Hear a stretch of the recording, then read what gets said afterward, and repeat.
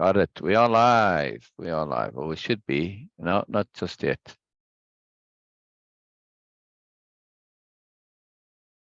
Yep. Yep. Hello. Good morning, everybody. Good morning. Good morning. Good morning. Good. Magical morning. Where'd you go, Bina? You were here a second ago. Yes, I'm here. Hello. Hello. Yes. Good morning. Yes, I was forgetting. Keep forgetting this to say and wish everyone good morning.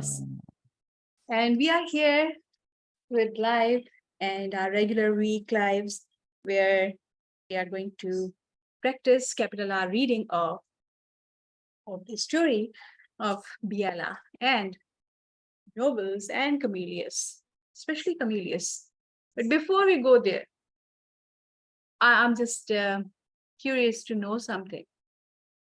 And that question was still sitting in my mind, and I was keep forgetting it, like it was just getting back, because other exciting stuff and other exciting questions, pressing questions were coming, and I was asking self. But today I'm going to ask this question, which I was keen to know more than a week now. Anyway, but I was just saying, before I ask that question, I want to set my intent, because this whole story, at least for a couple of weeks now, it is revolving around Comelius. And Comelius is a very particular character. And we are paying attention to him. When we pay attention, it's a connection. Exactly. It's a connection. Exactly. And when we connect, connection means that something is exchanging between. Connection cannot be just completely one way, at least when it comes to awareness, when it comes to being. It's always two-way. And even if with a character, so I would set my intent very clearly that I have no intention to connect with what Comelius is struggling with. No intent to connect to Comelius. Exactly. No intent. Exactly. But there is an intent to understand. Exactly. There is an intent to understand from Biella's perspective. Because precisely, he is the one who is communicating with him. Yes. So from now on, I'm going to switch from thinking from Comelius' point of view, but I'm going to think things from Biella's point of view, which is all about learning and understanding. Right. And understanding Biella's point of view is also Comelius's point of view. Yes. She's looking to understand Comelius's point of view more clearly than Comelius himself. Yes. Because Comelius has conflict that he's unwilling to look at, but the Biella is. So she can see what he cannot. Plus, Comelius is blind to his moreness. That's the question that Norma asked. Does she see his moreness? Absolutely. This is her first point. That's otherwise she wouldn't even bother with a gesture. There wasn't moreness there. Yes. Everybody has moreness, as you're going to see in chapter 10. The new nobility are very particular when it comes to seeing moreness.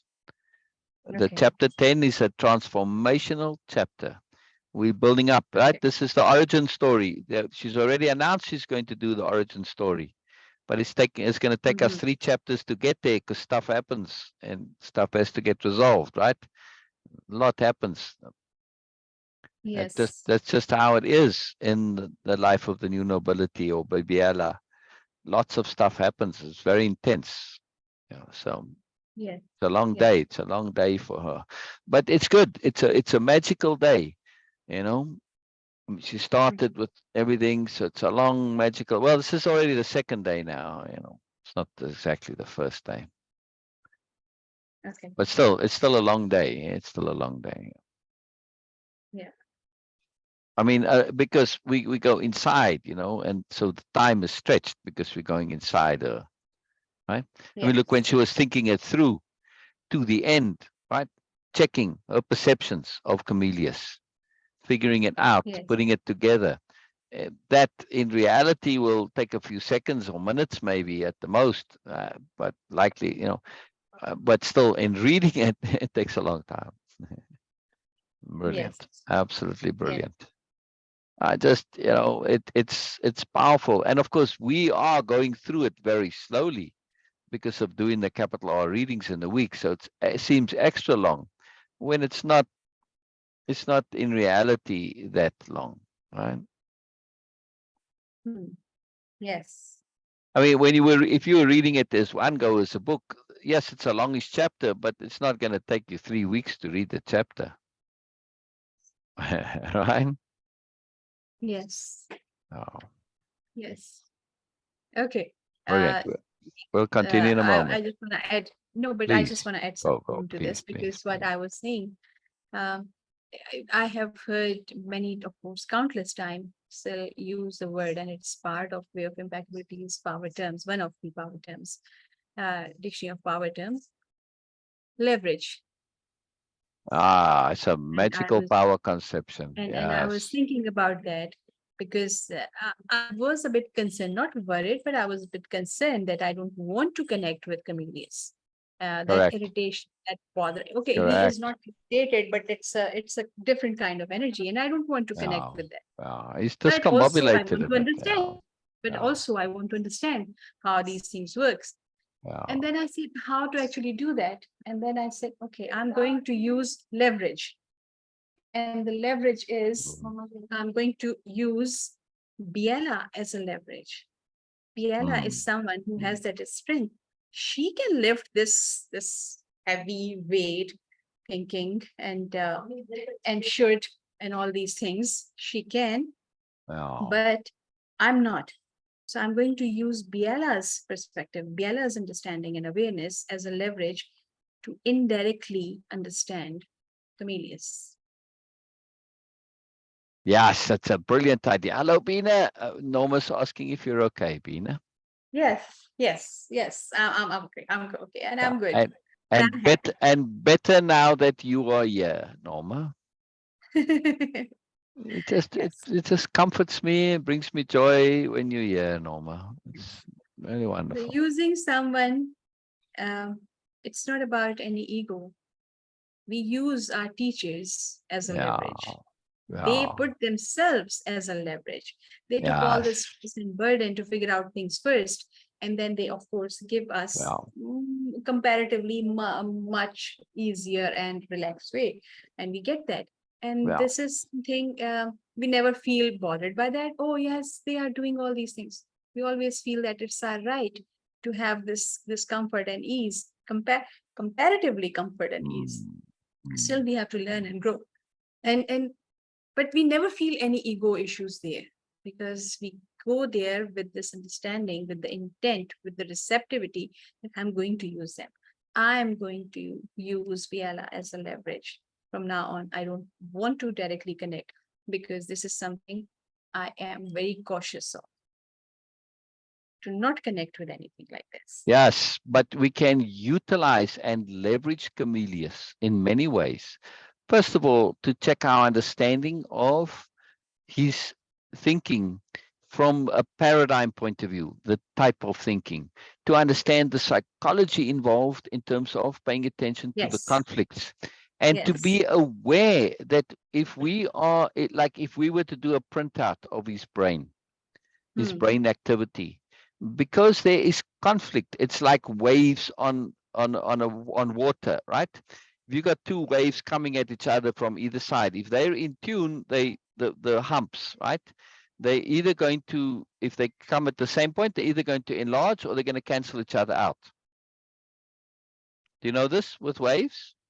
Right? Yes, yes, Okay. yes. Right. So they either, or some mixture of the two, right? But those are the two extremes: complete cancellation or a doubling of the size of the wave.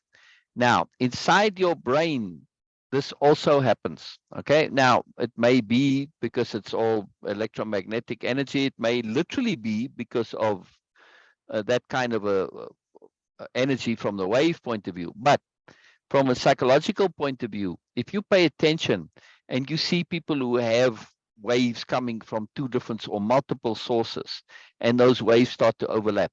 You see, sometimes there's a cancellation, and we have this with Comelius. The cancellation, that blank spot, is when he makes that statement about Ursula to say that she's handicapped. He's missing the fact that, well, if she was handicapped, then how would she have become an aspirant and let it go of it all, right? It's like an Yes. obvious duh, but see, it doesn't exist for him because his brain is trying to tell him this is actually about you, Comelius, but it can't say Comelius because he doesn't want to deal with that. And because he's setting up artificial conditions in his brain, he's getting artificial results. See? Make sense?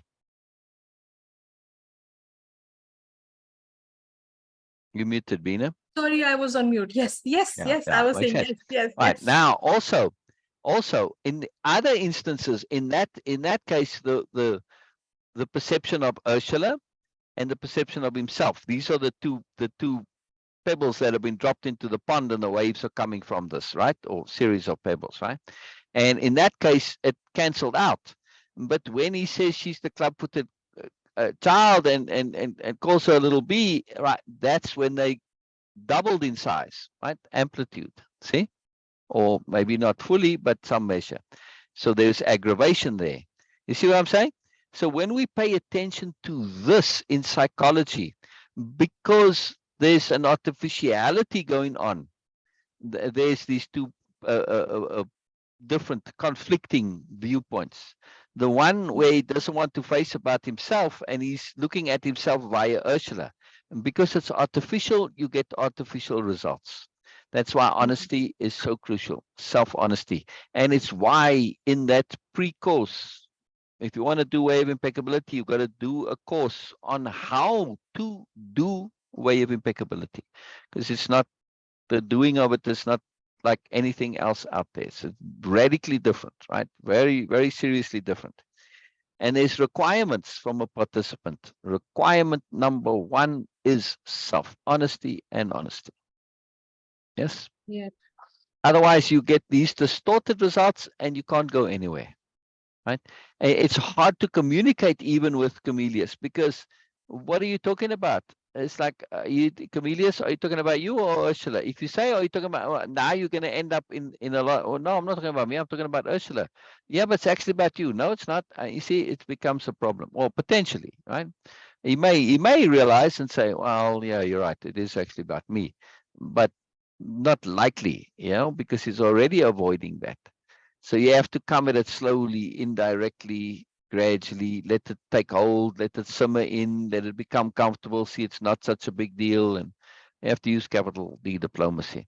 But I'm Yes. making the point to understand psychology, why it is that we can have a clearer view from the outside than we can from the inside. Because on the inside, well, that's for people who are not wanting to face the awful truth. Now, we may be honest and still have these blank spots, still have cancellation. Why? Because of beliefs. We can have conflicting beliefs that do exactly the same thing. They cancel out and create a blank spot in our awareness. Yes? Now, we may be perfectly honest about believing both of those beliefs and not aware that their implications and consequences, the waves, are canceling each other out. Attunement is more than just a word. Yes? To attune, to be in harmony, in frequency with the universe, means that your individual waves that you make are overlapping in such a way as to increase in amplitude. Amplitude. Look at that word. Ample, ampleness, amplitude, more. Amplitude, another word for moreness. When you are appropriately attuned, you're in alignment, right? When you're in alignment, the waves enhance. right? Your wave becomes more because of the universe. You in alignment, right? This is why attunement is one thing, but to align is another thing. You have to make sure that you are making that, and that's where you get moreness, right? When you are fully in attunement and alignment. Amplitude increase, right? So it's a very real thing, yes, that this happens. And you have much that goes onto this from a very literal frequency point of view. The whole Aum, that is to try and match the frequency resonance of the universe and get moreness that way. It's a very literal way of doing it. Isn't that amazing? Chanting is trying to do that. Isn't that fascinating, Bina? Yes, it is to connect with the rhythm of the universe or the But for the cosmos. purpose of amplitude enhancement, yes, to match the amplitudes, that they don't cancel each other, so that you have peak and peak coinciding, and then you get a bigger peak. Yes, when my peak coincides with the peak of the waves, right? That like up and Yes. down, you got a peak and a trough. You don't want to have my trough and your peak matching, then they cancel out. We want to have peak and peak matching, then they double. The troughs get higher, but also the peaks. The peaks get higher, but also the troughs get lower. So we have to understand Yes. that we need to be It attuned is to the finding peak. a mutual way. It is finding a mutual way, like doing a Right. bargain in business. Like, okay, yes, your thing and my idea, and okay, your thing and my idea, and then we come down and Wow, just find wow, a wow, middle wow, way, wow, wow, wow. where we both can be Yeah, there. But also, it is more than that. It yeah, is not yeah. just being on a mutual path, but it is actually just getting together. It's a communion, and Right, this is right. everyone, of course, the ultimate spiritual uh, idea or aspiration is to have Oh, this oh. communion with the universe, where you get aligned, you're Exactly, deeply aligned, and exactly, exactly. Our thoughts are waves. We put out an electromagnetic brain waves. That's why they're called the brain waves. Your thinking is an part of the electromagnetic spectrum. Light, all of the stuff, right? X-ray, all infrared. Right now, light is both a wave and a particle. But when you have other things, they're only waves, right? And the radiance that your brain puts out, and you can measure that radiance, right? I mean, when they do an EEG, for instance, they're measuring your brain waves, literally, right? yes. And you can do all that. So that's it. Our thinking is in a wave, and we need to get that attuned. Yeah. So yeah, it's quite amazing. Yes, Norma, I'd love you to do Way of Impeccability, and I'll send you that course again. I'll send it to you again, the pre-course course, because it goes slowly. See, and that way you can. I mean, that pre-course course, it's quite a substantial thing in and of itself. Just doing that is transformative. Just learning how to learn, in other words. I'll send it to you. I'll send it to you, Norma.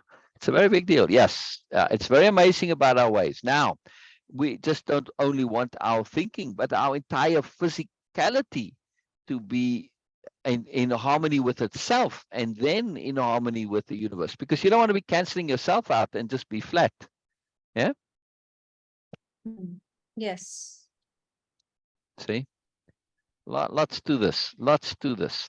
Now, the key point I was making, though, I so much want to get into the waves, but I wanted to get into Biella's perception and Comelius' perception, because Comelius does not want to face what to him are awful truths. They aren't actually, but they are to him. Because his refusal to face some truths, he now creates an artificial pattern in his thinking. And that refusal leads to blankness of awareness of understanding to him, but Biella can see what he is avoiding, and she can see it all from the outside, right? Because she's really paying attention and she has skills. This is not just an easy thing to do, but it can be learned, right? It just takes time, just takes effort, just takes patience, and takes the ability to pay attention to implication. This is the key to capital H hearing, to develop that skill of implication, right? Very powerful skill, very, very powerful skill. An incredible skill. If you really want to enhance your life, learn to pay attention to implication. The whole world suddenly opens up. Yes. And of course, in order to pay attention to implication, we also need to pay attention to observation. Yes. Right. Yes. I mean, we need to be observant. Yeah. We can't, and observation just means don't be completely in your own bubble. Yes, think about your own stuff, but notice the world around you. If you're too consumed with yourself, you can't see the world around you. And that's no good. That's no good. All right, Biella, Biella Bina. Where Yes. were we? Where did we leave off with Biella? But you didn't ask me what was the question I was Oh, going to oh, ask oh, you. oh, I'm sorry. I'm sorry. I did, but I didn't. Yes, sorry. In my mind, then yes. Sorry. Yeah. Go ahead, please. Yes, please ask. Okay, let me unscreen share. Yeah. Please ask Peter. Yes, this is very important. This is Okay. very important. I need some coffee. All right. While you ask the question, I'll make us some Yes. coffee. I'm making for you also. And Norma, would you like Thank you. tea or coffee?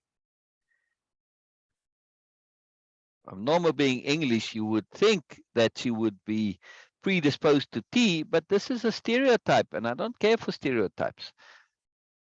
I think last time I asked Norma, she said she'd prefer coffee, not tea, if I remember correctly.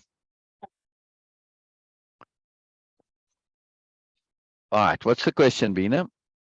Okay, so my question was, because you mentioned that, and it was the Mentioned what? first time in my life I ever heard this term in this particular way. Appropriate greediness or Ah, appropriate greed. yes, yes, That yes, is something is still yes, in my yes, mind, and I'm just thinking about yes, like, okay, what yes, this can be. yes. Well, it's because of the term greed is, of course, it just means wanting something. Yes, wanting something very powerfully. Yeah. Now, but it implies you want something, you want kind of more than is warranted, more than is due, more than is appropriate. Yes. Yes. It also implies you want something that you don't really deserve in a way. Yeah. And it implies an inappropriateness that you are wanting over and above extra than the abundance that's already coming your way. Yeah. Now, Hmm. when is it abundance and when is it greed? Hmm. Oh, Norma, just love you, Norma. Absolutely love you, Norma. Yeah. See, when is it abundance? When is it greed? Hmm. It's a tough question. And the answer is your impeccability. And do I feel justified in getting this? Yes. Is it Hmm. appropriate? Is it necessary? Does it make sense in the whole context? Yeah. Sometimes we do want more than we would normally get. Yeah. But does that make it greed or does that make an appropriateness? For instance, I get my income that pays my bills and you know Yes. and enough extra. But I want more. Why? Because I want some savings. I want Yeah. buffer. This is fair enough, right?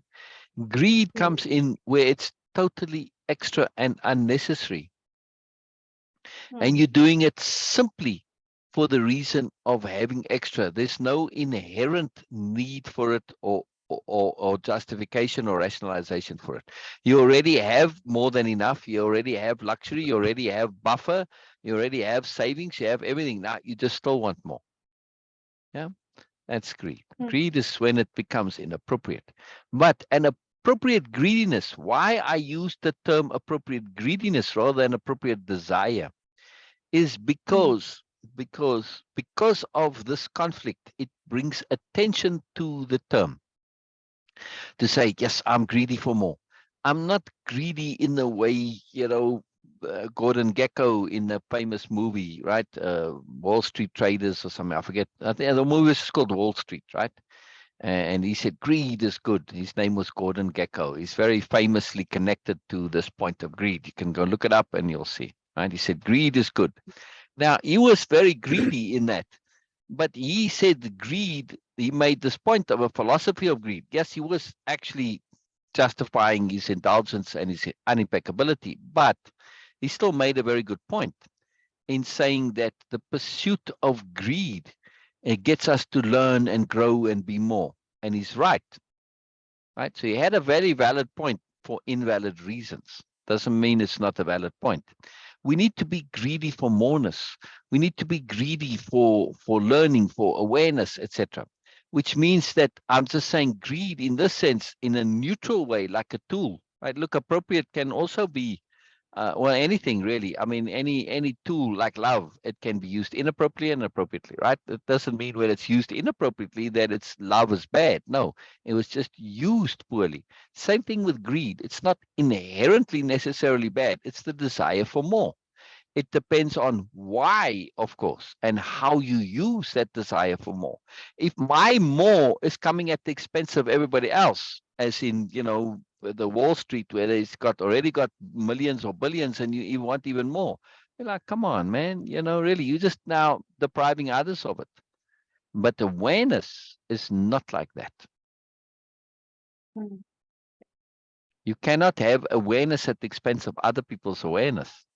As a matter of fact, the awareness is quite unique in this, because the more awareness I have, just by having it, it affects your awareness and gives you more. Whether I mean to or not, simply me having it, you notice it and in noticing, that's possible. Oh, okay. And then it adds to your awareness, right?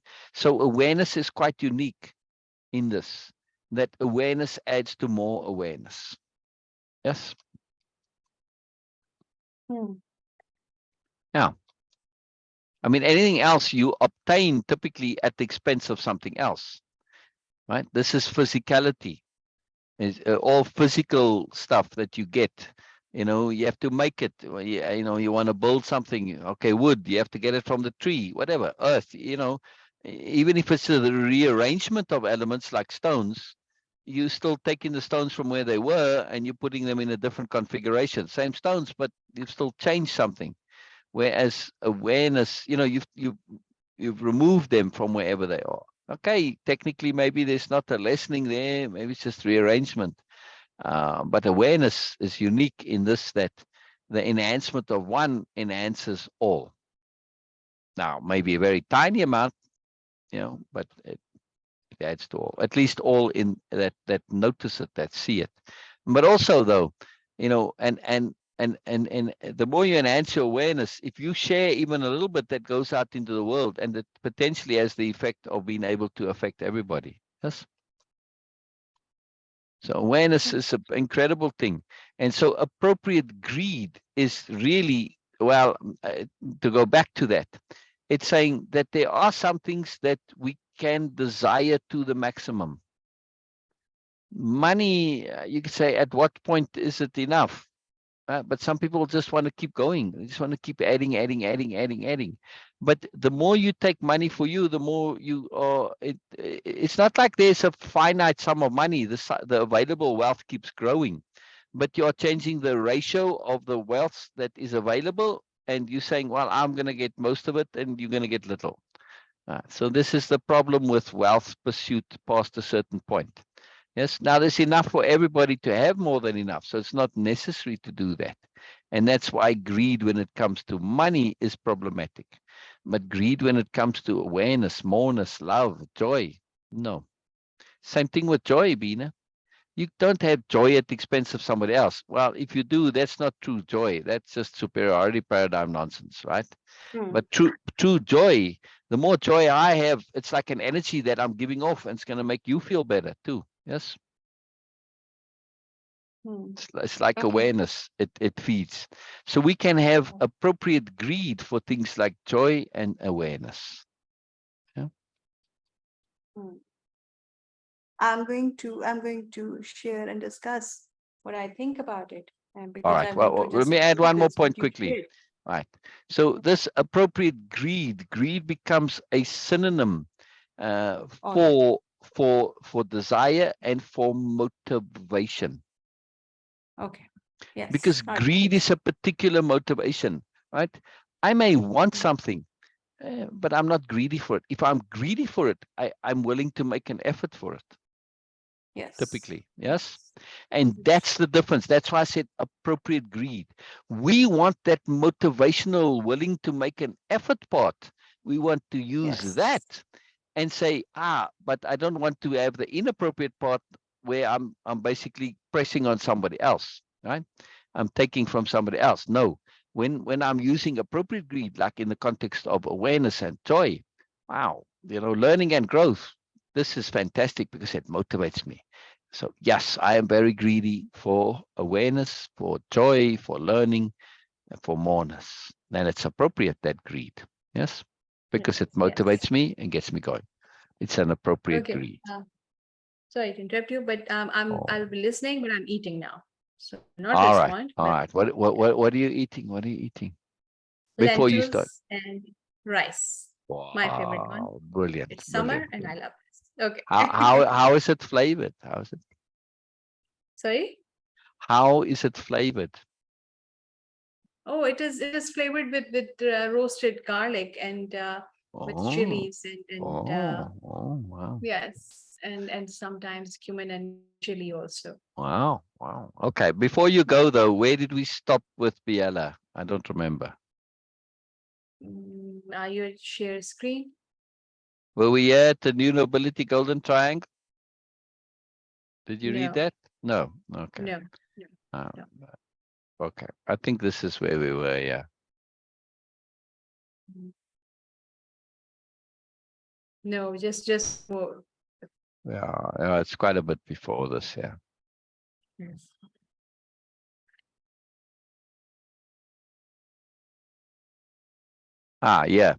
Yeah, with arsenic. Yeah. Deliberately unspecific. Yes. Okay. Yes. Arsenic in very small quantities. Yeah, sorry, this is Biella saying now.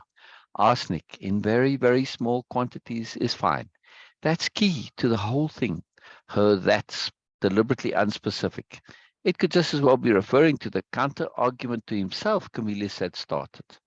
A key to the whole conundrum of Comelius. I would say the opposite of life-giving foods.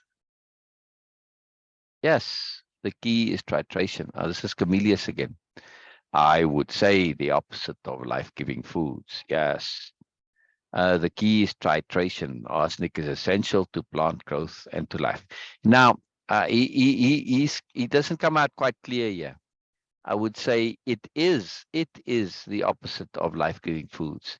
But this is what I was saying. When you have that internal conflict, things don't come out quite clearly. Yes. And, typically the editor will correct this, but no, in this case, it cannot be edited. It has to be left exactly as it is. It indicates that internal waves that are overlapping and they are canceling each other out, right?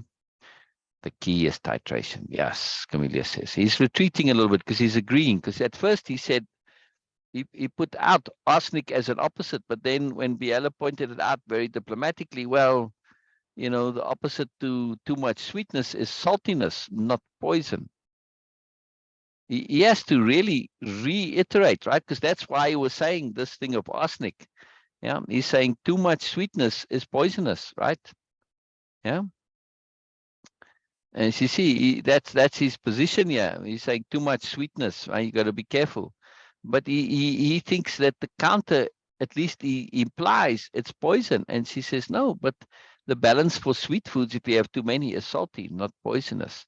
So he has to kind of like, oh, yes, I made a point, but actually, well, that's kind of that my point that I thought was my point is not actually valid.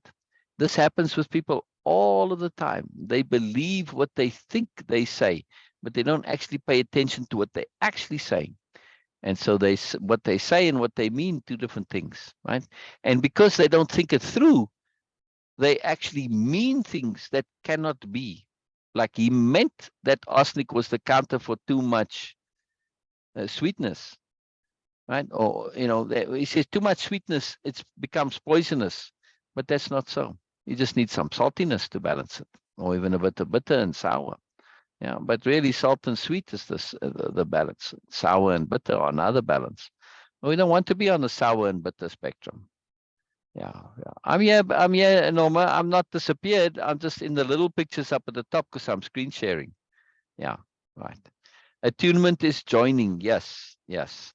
The astronauts, from what I've seen, astronauts, they don't share it always. Maybe not while they are astronauts, but certainly later on, they become very spiritual. John Glenn, one of the very original astronauts, right? He later became a senator. He had a massively spiritual experience. All these little lights came floating past while he was orbiting the Earth, came floating past the capsule, right? And he described it, and the people on Earth, control in Houston, they couldn't see what he was seeing. And he said, man, so many little lights. And it was like a fantastic experience for him. And most of them will say, just viewing Earth from a distance is life-changing. That's it. So they tend to be quite spiritual, even though they don't express it. And that incident, it cost him a little bit because people always say, but crazy, whatever, because it was very conservative back then. Now, if somebody said it would be no problem. So the astronauts tend to be a lot more spiritual than you notice, but you typically see it a little later on in their lives. It comes out. But they do certainly perceive this oneness. If you can look it up, William Shatner, right? The actor from many different series. Most know him originally from Star Trek, but he was in many other really good series, right? Like The Practice, for instance, and a bunch of others. But anyway, he went up into space recently, yes, and he cried when he came back. It was so emotionally overwhelming. Yeah, it's a big deal, very, very big deal. I'm not disappeared. I am here. You just got to look for the little picture up at the top. If you were to watch this on the computer, that's why you need to get a speaker for your computer. Then you'll see the share, and you'll see my little picture up at the top. On the phone, it may be a bit limited. All right. So he retreats a little bit into the comfort of academia via the technical. It's where he feels safe. This is typically when somebody is in conflict and they don't want to face the awful truth, right? Because you perceive there to be an awful truth. In the case of Comelius, it's a belief in an awful truth. It's not actually awful. He just believes it to be awful. But that belief in the awful truth, you feel vulnerable because you feel something's threatening you. And when you feel vulnerable, you become insecure. See? And now it's a whole chain reaction. Look at all of the consequences that come simply because he doesn't want to face and deal with the awful truth. Now he has to retreat into academia with all this technical talk because that's where he feels safe, because he's feeling unsafe. He's feeling insecure because he doesn't want to face an awful truth because he believes there to be an awful truth. You can't let those awful truths sit there. Face them, deal with them, transform them through facing and dealing with, paying attention to it, being aware of them. Those awful truths become awesome truths. Yeah, they become full of awe. Awful is when you don't face it. When you do, it becomes full of awe. Awful. Incredible situation. Incredible thing. Biella says she'll follow his lead now. So positive and negative exist and are acknowledged because they seemingly opposite. Doesn't mean no, a new sentence. Because they're seemingly opposite doesn't necessarily mean they get equal visitation rights. There's no need to be spending 50% of our time on each. Yes, appropriate dosage. Biella tried to keep it at least somewhat in a technical frame. Yes, I'm not advocating 50-50. Comelius acknowledged the small retreat. Now, if we go back over the conversation, the way he had said it originally did imply that there needed to be balance, because he said too much sweetness becomes poisonous. So we need some balance with negativity. But Biella's pointing out, wait a second, you can balance too much sweetness with saltiness. Saltiness is also positive. It's not a negative. It's not poison. Yes. But now she's saying, well, we don't have to, if it is poison, to balance it, we can balance it with like an arsenic. For plants, you need like 0.00001% arsenic or something, right? Like all trace elements. We need many, many things that in excess are poisonous, but in trace amounts, we need it in our bodies. Yeah. So this appropriate dosage, yes? This is why appropriateness is the core of the philosophy. The philosophy of appropriateness leads to impeccability and everything, right? It's the overview philosophy. Appropriateness, that one concept, right? Remember the very first chapter was called just one word. It's the only concept, the only word you need to remember, appropriateness. If you understand appropriateness and you have appropriateness in your awareness and you know appropriateness, you remember appropriateness, from there you can work out everything. Because in order to understand appropriateness, you need to understand context, you need to understand motivation. When you start understanding those two things, now you put it together, you get appropriateness. This can determine all your behavior. Because in order to do anything, you need to know why, your motivations, your goals, and you need to understand the context. Because certain things are going to be appropriate in one context, like laughing at a party is appropriate. That's a social gathering. But you go to another social gathering, like an alien, and say, oh, laughing at social gatherings is appropriate. And they go to a social gathering at the funeral home. For the alien, it's a social gathering, and they don't see that it's inappropriate to be laughing at the funeral. See? So we have to understand motivation and context. Yes. Like the alien wouldn't fully understand the nuance of context. Yes, it's a social gathering, but it's a particular kind of social gathering where now that same behavior is inappropriate. This is the magic of appropriateness. It allows us to adapt in as appropriate, as needed. Yeah. Very, very powerful. Very, very powerful. Now, Comelius implied this kind of 50-50. He didn't say it, but it was implied. Now that Biella mentions it and she's making the obvious, he said, it's a little bit of a retreat, but it's necessary to say, Comelius, you've got to be paying attention to what you're saying and think it through to the end. Can't leave things out in the open like that and implied. But Biella, because of capital H hearing, she's listening not only to what he says, but to what he implies and to what he doesn't say. Yes. And what he could say. A very powerful skill. Very, very powerful skill. So now, by her skill also of mentioning this, she gets him to be aware that he didn't say it, he didn't even think it, and now he can adjust his own thinking. Yes. Very, very, very, very, very sophisticated, very kind, very considerate. Yeah. He'd not stated specifically he was advocating equal proportions, nor would he. And he did not think it wise. But in the way it had been conceptualized, a very real danger threatened of it being expressed and manifested this way in behavior, unless specifically understood and stated to be in appropriate ratios, that those ratios would be overwhelmingly positive with minimal negative.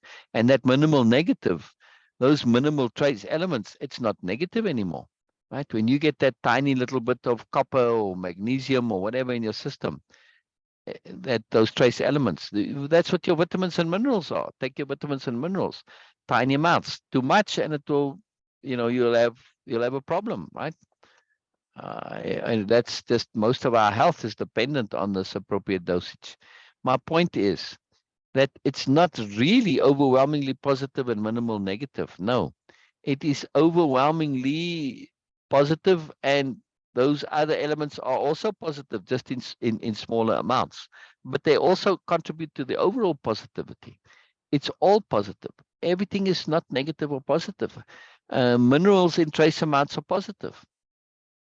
Sweet, salty, sugars, whatever. I mean, not sugar, sweet, salty, sour, bitter, and then the Japanese one, I always forget its name, right? They're all joyful, but you can't have any too many. If you overdose on one, too much sweet, too much salt, doesn't work. No? We tend to be able to get away with more salt. Salt is more neutral, so we can do that. Like, bread, it's very minimally salty, but we can eat bread every day. We can live on bread. It's not a problem, you know, or grains. And you don't have to have any sweet at all. But it's good to have fruit to balance it, of course. Anyway, the point here with Biella is that she's very much helping him, because if she doesn't bring this into awareness, and if you don't do it for yourself, Comelius could inadvertently strive to have 50-50 in his life, because he believes this to be the right thing. He didn't say it. He didn't get clear about it. And that implication could lead to that behavior, because it's vague, it's a shadow thought, it's a pressure inside there. Oh, you got to be 50-50. He didn't say it, but he's believing it. And until he does say, oh, no, I'm not. Now the internal bureaucrats get reset, and that intent to be 50-50 gets reset. Because this is what happens when we don't think things through to the end. We actually change our behavior based on those shadow beliefs. It's quite profound. I see it all the time. Yeah, it's a very, very nuanced, very sophisticated understanding of psychology.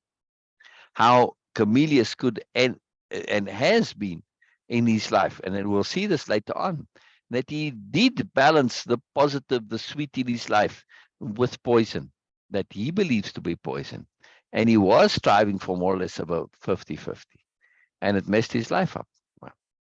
Oh, so a big deal, a very big deal.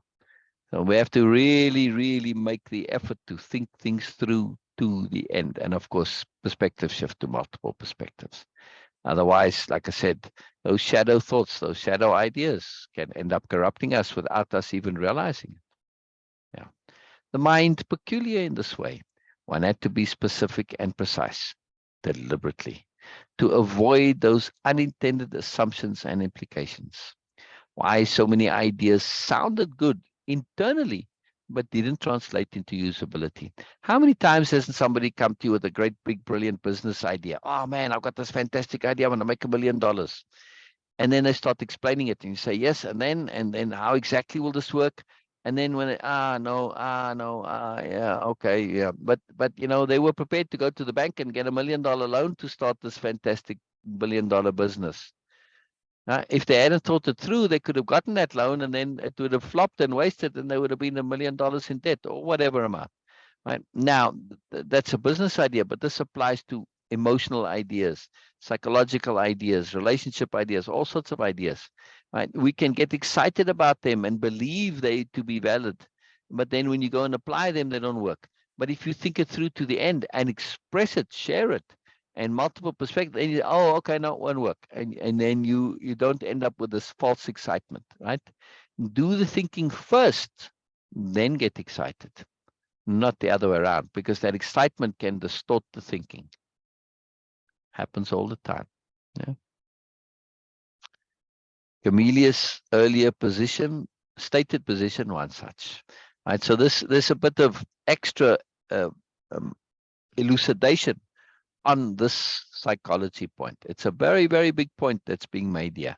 It's a deep, deep, exquisitely sophisticated understanding of psychology that Biella is utilizing. Very powerful. Comelius's earlier stated position wants us.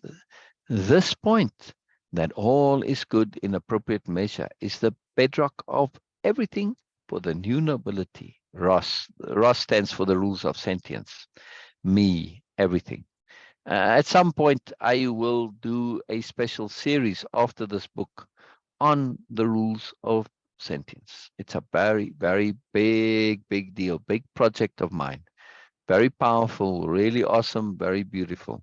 Everybody I've shared it with loves it, and it's something that I will at some point put out into the world also. Right? But this that everything is good in appropriate measure. That's a philosophy right there. It is a philosophical stance. She's just not making a random little point. She's sharing a profound philosophical perspective. That everything is good. That's, you get many people say, oh, everything is good. But the new nobility, and Biella, as part of the new nobility, is saying she takes the extra point on that, to say, yes, everything is good, but in appropriate measure. That's the difference. You can't just say everything is good, because it's not. It's just inaccurate. Too much of those trace elements, right? Too much cobalt in your system, or iron, or whatever, or too little of it, right? Iron deficiency. How many times haven't you, maybe, I think, Norma, you've been diagnosed with iron deficiency, I think, right? See, you need an appropriate measure of iron, but I forget what it's called when you get too much iron in the system. It's a particular thing as well. And I think there come some great illnesses and stuff come from that. But anyway, you can Google it. So it's, this point is Yes, that it is. all is good in appropriate measure. What happens when you have too much iron, Bina? Oh, it's a oxidization which happens in your body. If your body cannot regulate properly, if it is too much of iron coming extra, of course, from your food, or if your body is not able to regulate it, it's a big, huge problem. You can see that people have oxidization, like really getting rusting in their organs. Wow. And Wow. yes, and it not only in organs, you can see that visibly also. What You is the can see disease it. called? What is the diseases I don't called? know. Okay, I don't have the exact name of it, but it's a very serious disease. All right. Well, see, iron in appropriate quantity. And of course, I know iron deficiency. You know, this is fairly common that people have iron deficiencies. All right. Anyway, this is a point that this just, you know, all is good in appropriate measure. Matter of fact, I'm going to add that as a quote. Yeah. It's a philosophy. Now I'm trying to add it to, it's in my quote file somewhere, but I want to add it to this, to the course, to the book, to the story. Right? Yes. I mean, there's a great implication to that, because I hear this, all is good. Yes, and I think there's the implication people mean inappropriate measure, but they don't say it, and it's very easy to now start to get into this dance of trying to figure out how things are good when they're not good, right?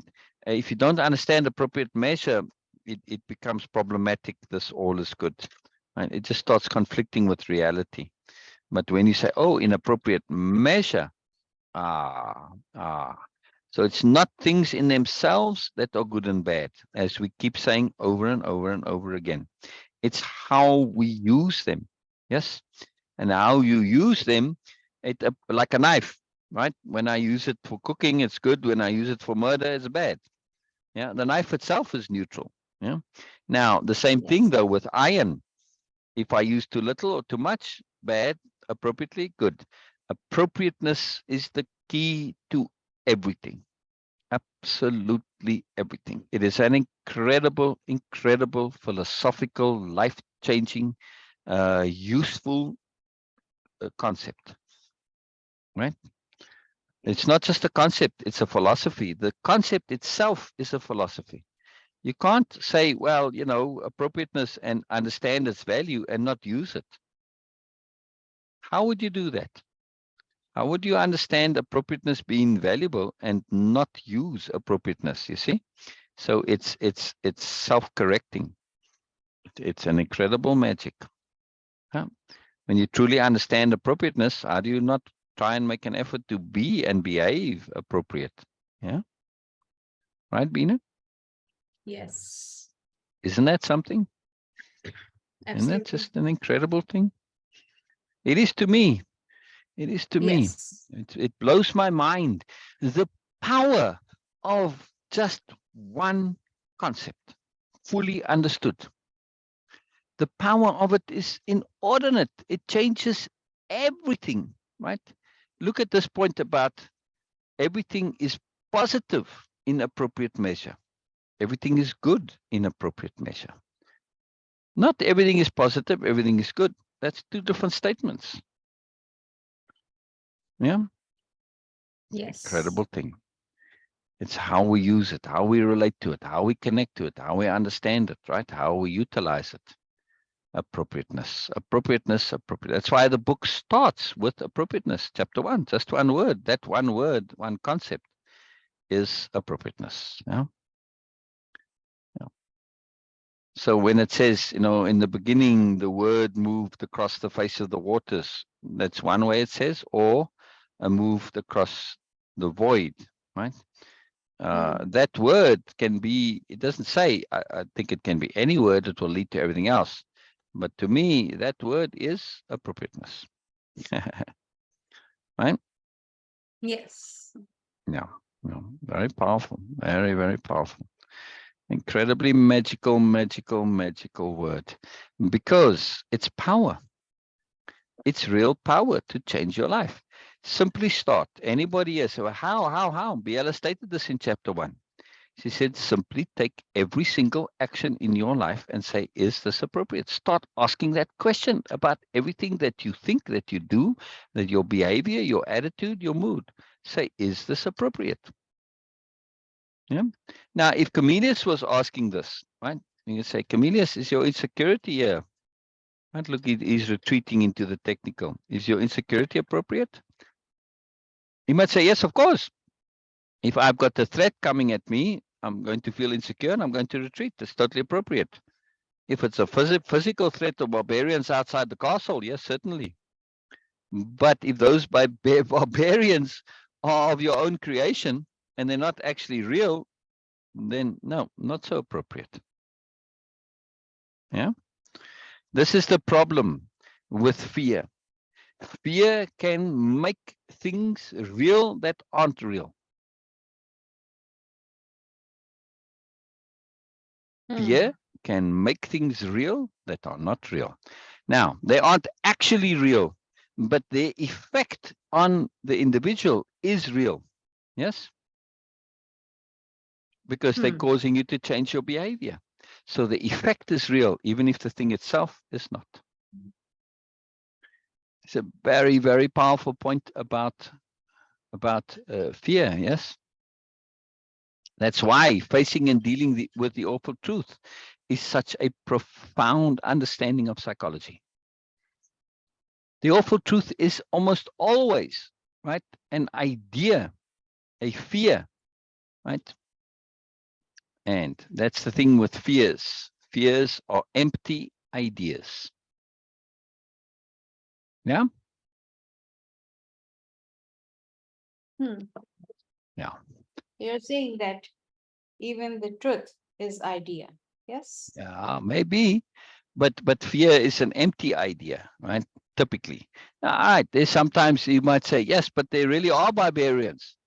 Fine. Fear is only going to make you less effective in dealing with them. Yeah.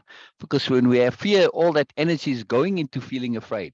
Rather, what I want to be is determined, resolute, energized, motivated. And say, hey, come at it. Oh, you want to attack us? We're going to defend ourselves very vigorously. Yes.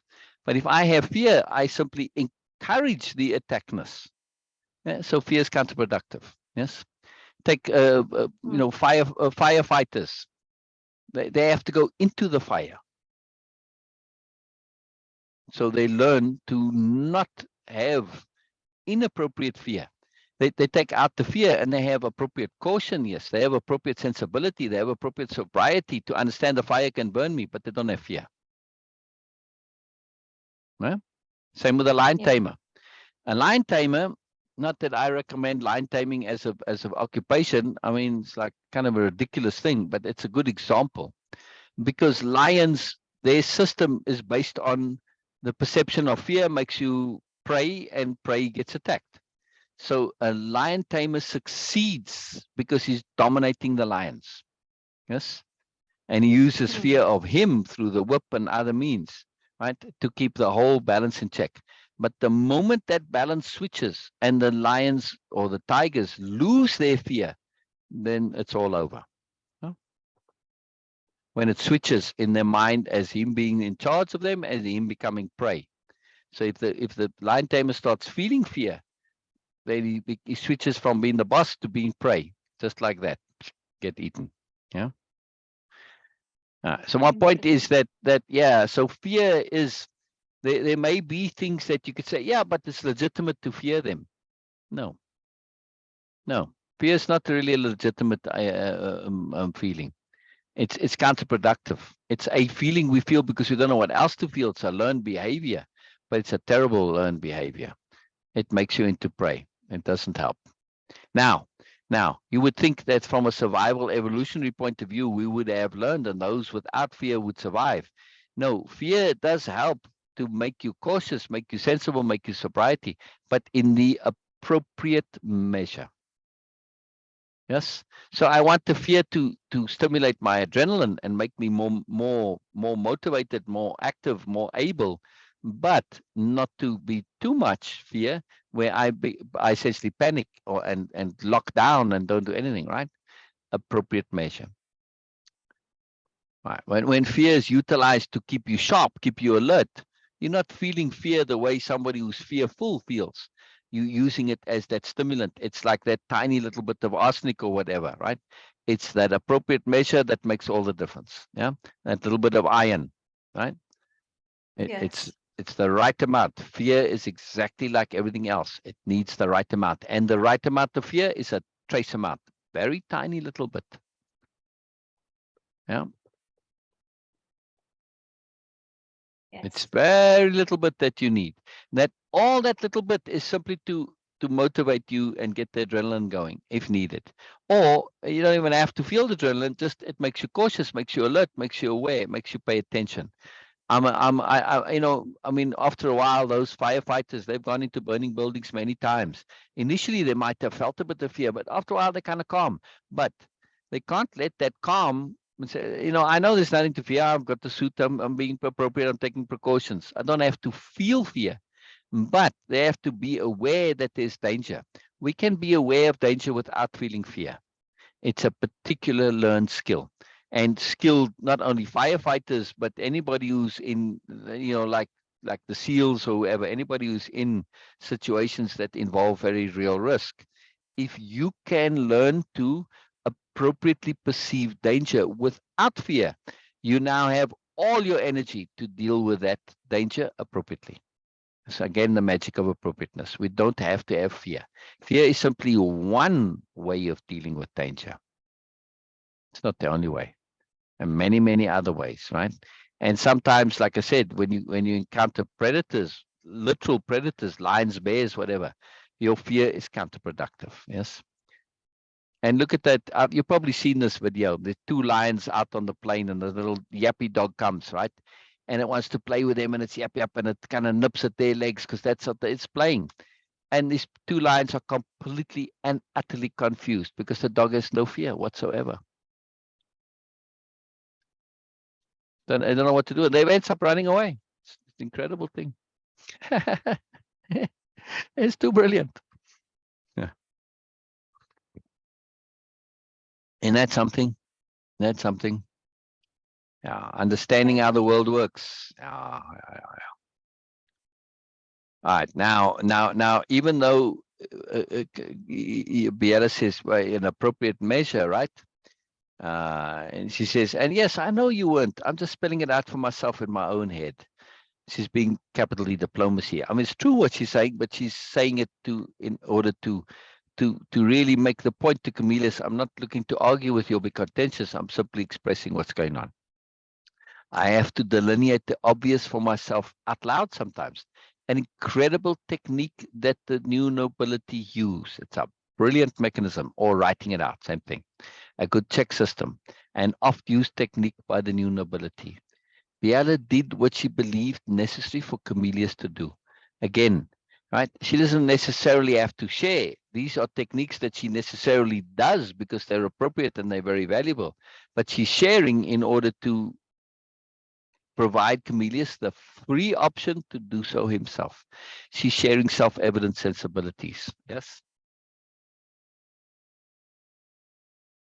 Yes.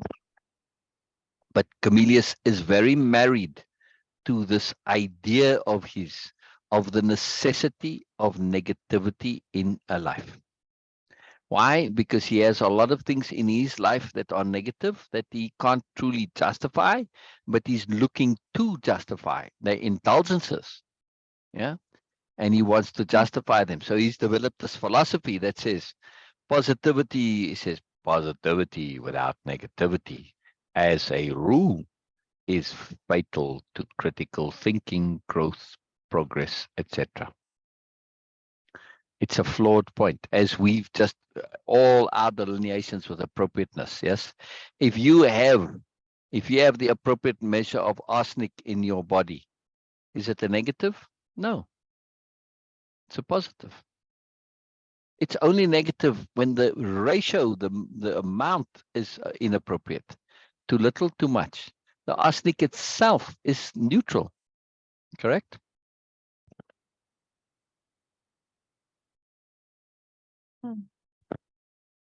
Negativity is not a thing in itself. It is about the amount of it or the usage of it, right? A knife, it's not positive or neutral or negative. It just is. How we use it is the positive or the negative. So this is a very deep conceptual flaw to say positivity without negativity. It's about appropriate measure, appropriate balance, appropriate usage. It's about appropriateness, in other words. There isn't really positivity and negativity. Everything is just neutral. It's how you use it that matters. Yes? Or how you relate to it, connect to it, perceive it, etc. Yeah? How you interact with it, in other words. That determines whether it's positive or negative. Yeah? Yes. The problem with this, what he's saying is that it was true in the primitive state when we were just getting the awareness, and the human Exactly. mind was designed to learn from Exactly. comparison, like, okay, now it's day, it's night, Yeah. absence of sun is night, and okay, and it's same with like hot and cold, very basic, very primitive. And there was, and it's still, some people are into like that. And this is where this spirituality, at least my idea of spirituality comes in, which gives you that no, there is more. Whenever you think of more, this is what spirituality is. You get up and you get higher, make yourself higher or above. Then okay, I don't know, I don't have any other words. It might sound in hierarchy, but it does, I didn't mean to. But you raise yourself, you raise your vibration, you raise your understanding and awareness from just by comparing, getting the conclusion or the resolution. This Enhance rather comparative than mindset, raise. yes, okay, yes, this comparative mindset was okay and needed when we were just learning and growing in the beginning. Now as we have, as our food, as our way of being, as our lifestyle, our gadgets and everything is getting sophisticated, why not your idea of life and being? Exactly. And it is more than that. Exactly. Just getting out of this, Yeah. it is actually by default just surrendering to the idea that we can only learn by comparing two things. If something doesn't exist, it Exactly. means that you are negating the other side of it, Exactly. which is necessarily, of course, connected. uh does that, okay, yes, okay, 24 hours day doesn't exist? Yes, it does exist. People do Yeah. have more than that even. So is it for us, whatever, like, okay, I'm living here in Pakistan, Yeah.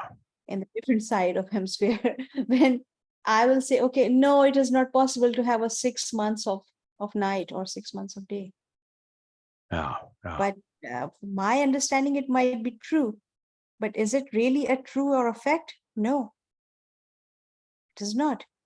Right. And this is what the spirituality is. This is what the purpose of spirituality for me, that to give you the strength or the leverage to get out of this comparative mindset Yes. in And every aspect of our life, exactly. not Exactly. only in just Exactly. hierarchy, but Exactly. in every aspect of our life. Yeah. We have this tendency, because whenever I was, at least it was my idea, and I was listening to you in the beginning, that comparative mindset, I was thinking that it is about my personal relationship with other people. Like, oh yes, I compare myself with other students, how they are doing, where how I'm doing. I'm comparing myself with my siblings, okay, how they are doing and what I'm doing. And I Yeah. was just, it was limited understanding of comparative Oh, yeah. mindset. But actually it is not.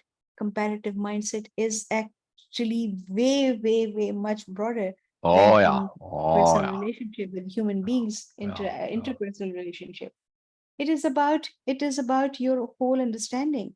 It is about your understanding of science. It is about Yeah. your how the inventions came in. They have nothing to compare with. They have the idea, yes, might be coming from something, but not to compare with when that thing, when that invention was not existing. How they would compare it?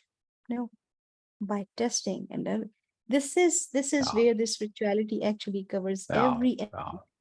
every aspect of our life. Isn't that incredible? Isn't that Yes. incredible, Bina?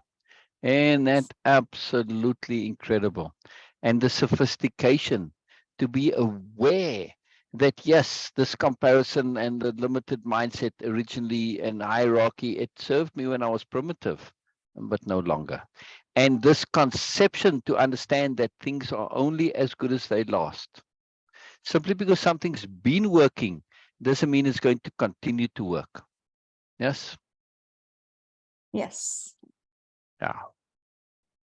I mean, the pump fills up your pool, but once it's full, if the pump keeps on pumping, it's doing its job, but it's no longer appropriate. Exactly. Right? We have to change. We have to adapt. In other words, we need this concept of appropriateness. It's the one concept that allows us to adapt and change regardless. Yeah. And it's Yeah. appropriate to understand that tools are only as good as they last. Yes. Yes. So I want to scale up a cliff. Oh, I need a ladder. Oh, I got a long ladder. I go up to what do I do with a ladder when I get to the top of the cliff and there's a whole plateau and plain out there?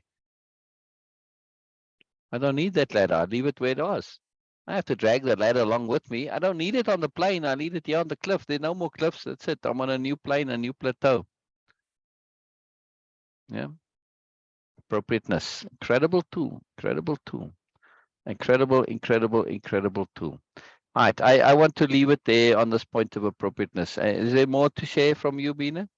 No, thank you so much. Thank you for sharing. And I think And that was this answers very your beautiful. term about appropriate greed.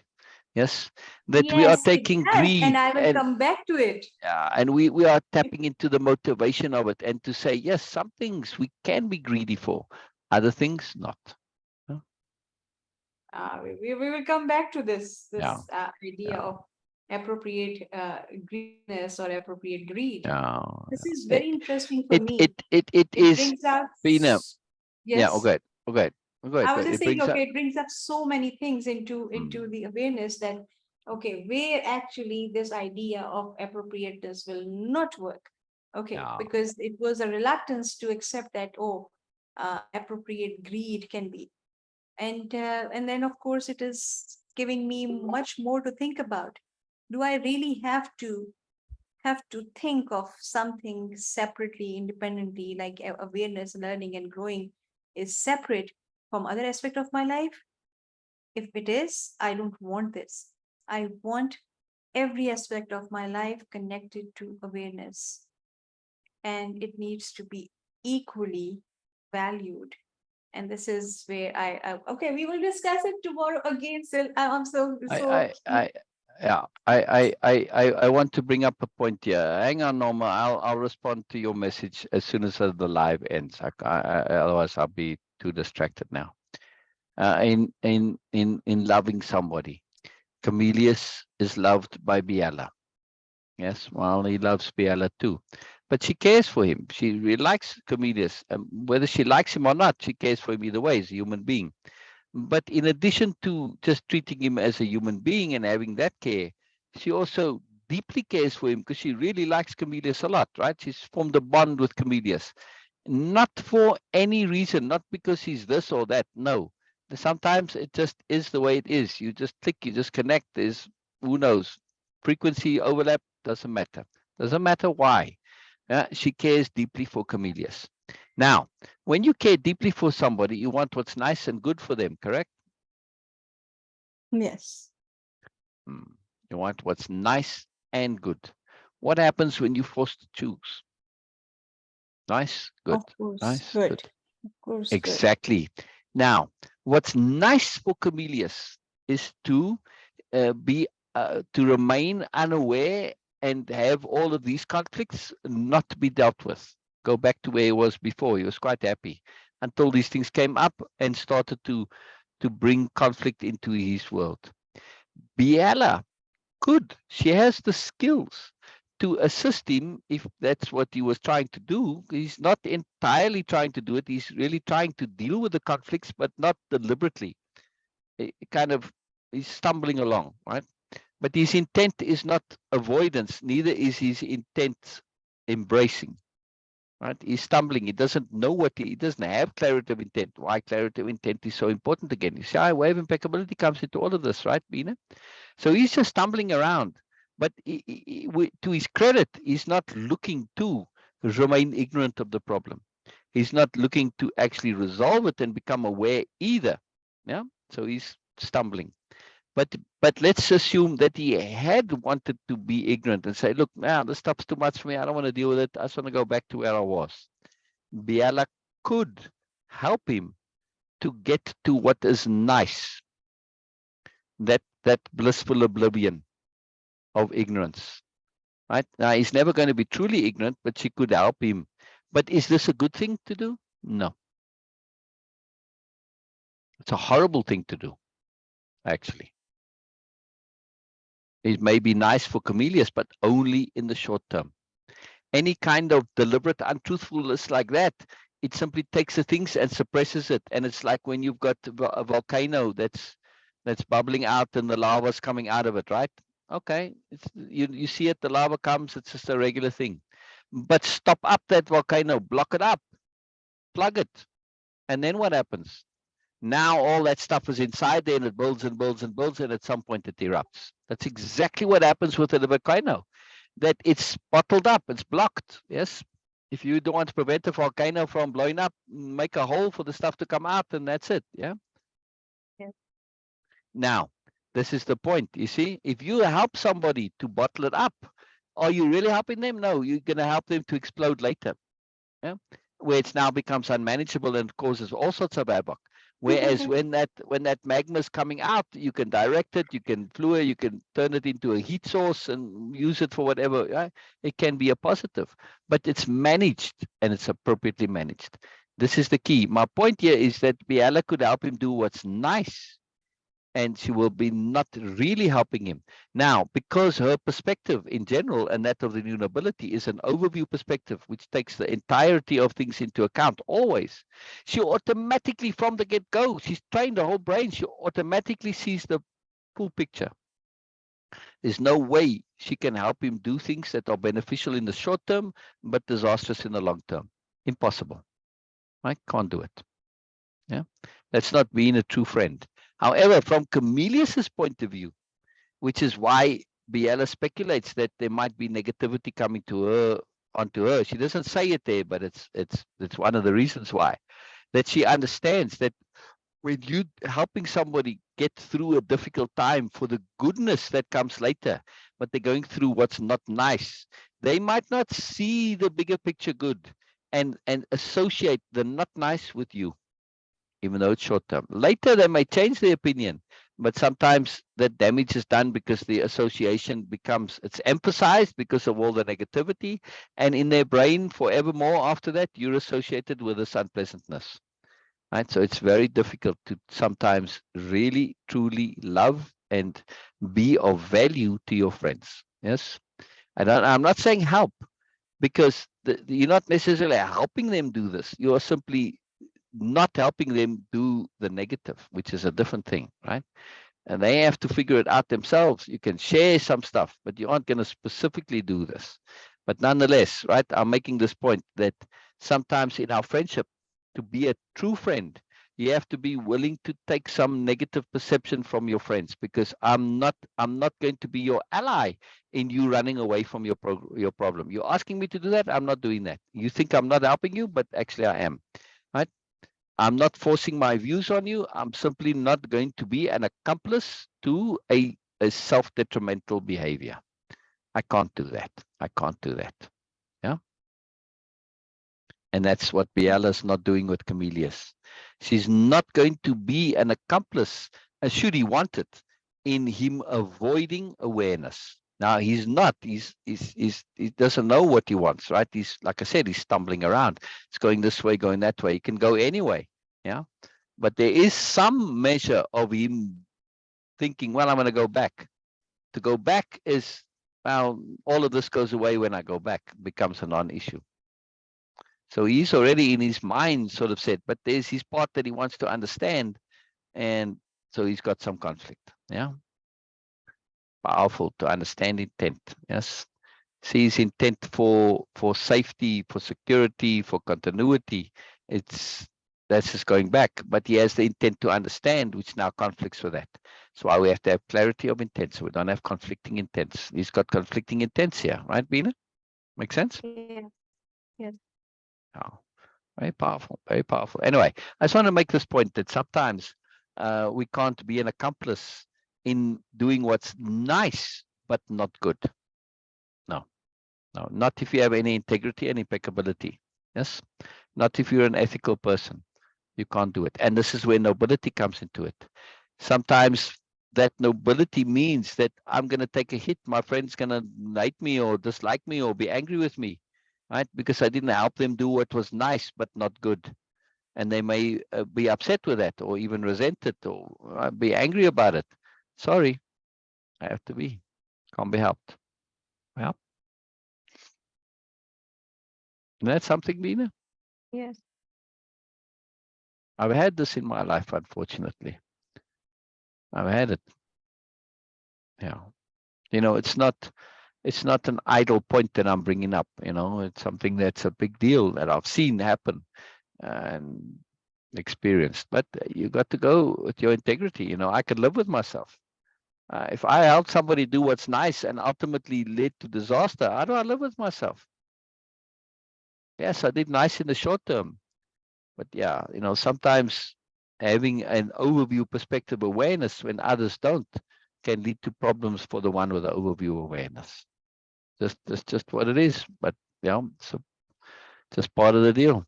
Another thing to learn to deal with, and you know, we develop skills, capital diplomacy to deal with that and to resolve it. No problem is unresolvable to the new nobility. They insist that they might not know how just yet, but they insist that it is so.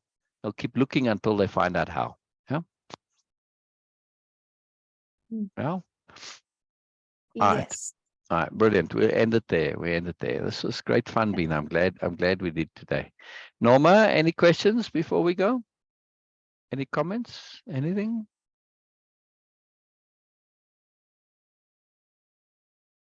This deep understanding of Comelius, it shows us how we can have flawed thinking.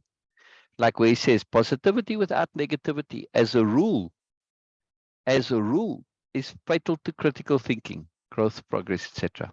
But there's no critical thinking when it comes to the use of terms positivity and negativity. They're actually false concepts. They imply things are inherently positive and negative. It's not. Everything is neutral. How we use it determines positivity or negativity. The things in self don't have it. Yeah. Right? Critical thinking. See?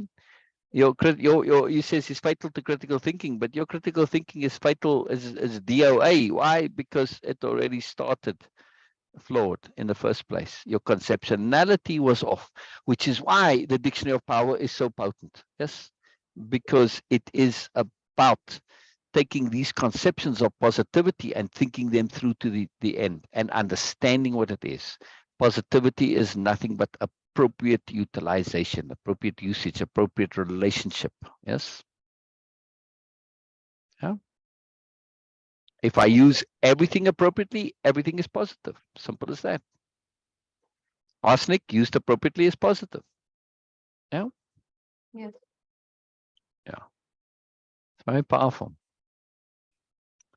Very powerful. All right. Now, there may be some exceptions, of course, because that's the magic of the universe. Sometimes there are exceptions that you say, well, I can't really find an appropriate usage for this thing. Okay. Yeah. It's possible. We'll leave it there. We'll leave it there. It's something to think about. Yes. Magic of appropriateness. All right. All right. All right. See you all tomorrow then. Bye-bye, bye-bye, bye-bye, bye-bye. All right, see you soon, Bina. Bye-bye, everybody else. End meeting for all.